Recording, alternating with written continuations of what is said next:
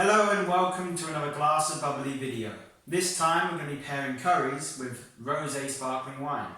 Exactly, yes, I did do a little bit of research here and I have reviewed quite a few Asian restaurants in London and enjoyed some wonderful curries. And usually when it comes to a wine list, and more and more kind of Asian restaurants will have a wine list because they do appreciate how the wines pair with the food. It's not only beer and the curry, it's wine and the curry.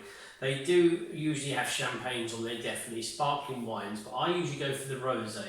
The rosé sparkling wine, especially if the curry is a little bit more spicy, got a little bit more heat to it, I prefer the sparkling wine. So today I've been cooking away in the kitchen, haven't I? Yes, you have. I have been. And I've got kind of a more of a spicier chicken curry, so homemade spicier chicken curry, and a slightly milder kind of potato and lentil curry as well. And the sparkling wine we've got here is Joannes, and this is a winery in Slovenia, the northern part of Slovenia, the Maribor as in the main town up there. This is not too far away from there. This is their rosé, and this is the panina, so sparkling wine, the Rosé brut. Quite an innovative winery. You go on their website and it's really up to date. Fantastic information on there. And this has been chilling away for a while. So plenty of coldness to the wine. So this had an extra hour or so in the freezer. So I really want that wine to attack these spicy, meaty, savoury flavours from the curry. So this is the first for me. I've never tasted this wine, so I'm looking forward to this. Probably the same for you. Most likely. We're going to pop this open and we're going to see how the two pair.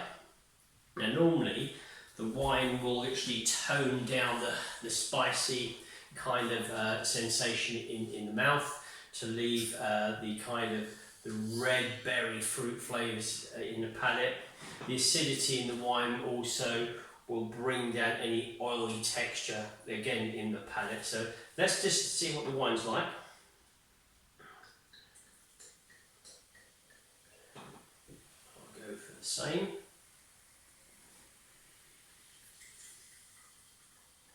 It's a nice pale kind of pink, touching on the orangey side wine.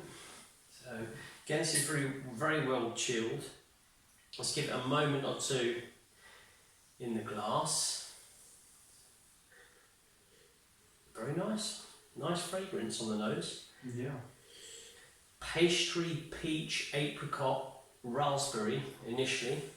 Definitely. It's lovely. You're thinking it's going to be very sweet actually. It gives you that kind of succulent, very ripe, overripe fruits. Very tempting. Indeed. And as it's just warming up a touch to release all of its flavours and aromas, we're going to go for the taste. Still well chilled. I like the fact that this is a brut, and the fact although the nose is plentiful on sweetness and fruits, the flavour is more reserved. The sweetness is more reserved, should I say. It's a drier texture.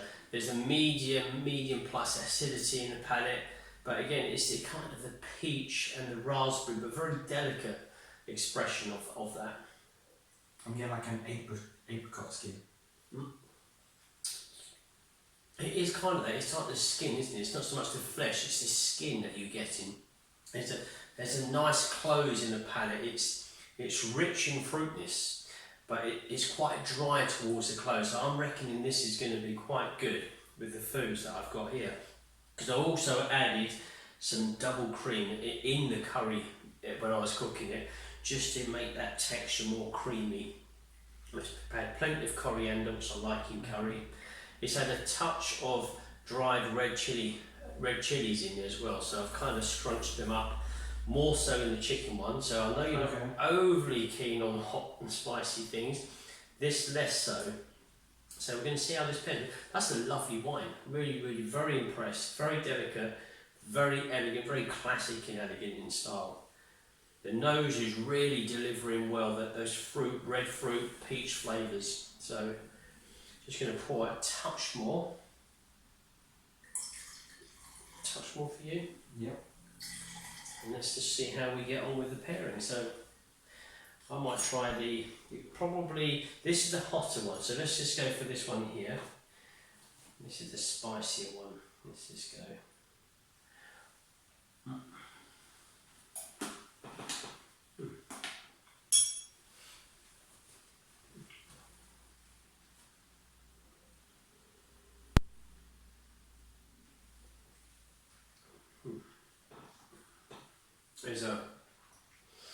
There's good savoury flavours from the curry, but then the spicy, the hot. I can see in Oliver's face already. He's looking at me saying, "Wow, you made that hot." It really attacks the tongue on the top of the palate. But then this wine, especially very well chilled, gives a burst of kind of freshness to the palate that you might need another mouthful of that wine, and it kind of tones it right down. So you just got a nice savoury spiciness in the tongue. It all depends how spicy and hot you like your curries. I don't mind them spicy. I like the Madras, Vindaloo kind of area. You probably prefer more of a korma, which is a lot less spicy. But nonetheless, the wine works very, very well. The wine is bold enough to still present itself. Yes, it's not lost by a hot curry, so don't think that you're going to lose any qualities or all qualities from the wine purely on the basis that you've got a hot curry. The two combine very well. I've got a lovely coriander coming through here, the savoury flavours, but it's totally refreshed my palate, so I could have another mouthful and then once again refreshed again with the wine. Let's go on to the potato dish, which Oliver's probably hoping is a lot less spicy.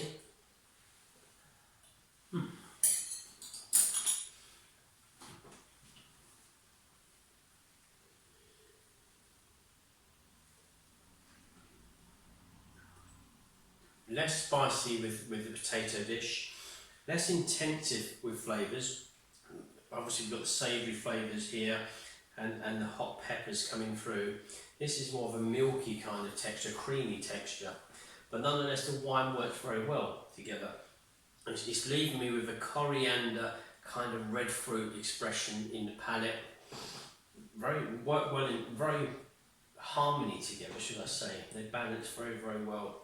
Both the hotter and the milder style. What do you think? I found this one got hotter near the end. Right. I felt that the dish's flavours lost a little bit when added the wine. So the dish, but then you might want to cleanse the palate so you enjoy the taste. Don't forget, we do the tasting where we have the food and straight after we have the wine. And if we had more time, we'd probably sit here, taste. If you need to go over to the wine, you'd have a mouthful type thing. So it depends how this wine works with the dish for you.